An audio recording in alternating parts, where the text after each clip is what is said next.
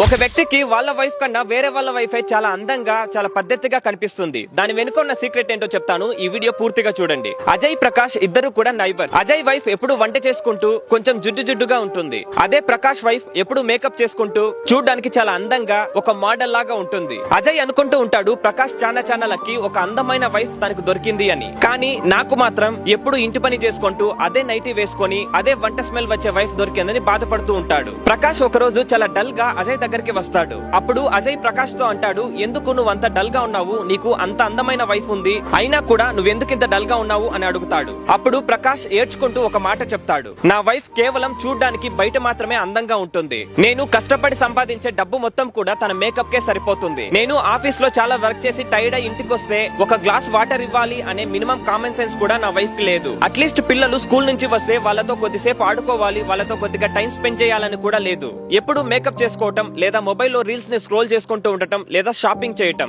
అది తప్ప తనకి ఇంకో ప్రపంచం లేదు అని చెప్తాడు. కానీ నీ వైఫ్ అలా కాదు. అందంగా రెడీ అవ్వకపోయినా ఇంటిని చాలా అందంగా పెట్టుకుంటుంది. నువ్వు ఆఫీస్ కి వెళ్లే ముందే నీకు రకరకాలుగా టేస్టీగా బ్రేక్ఫాస్ట్ ని చేసి పెడుతుంది.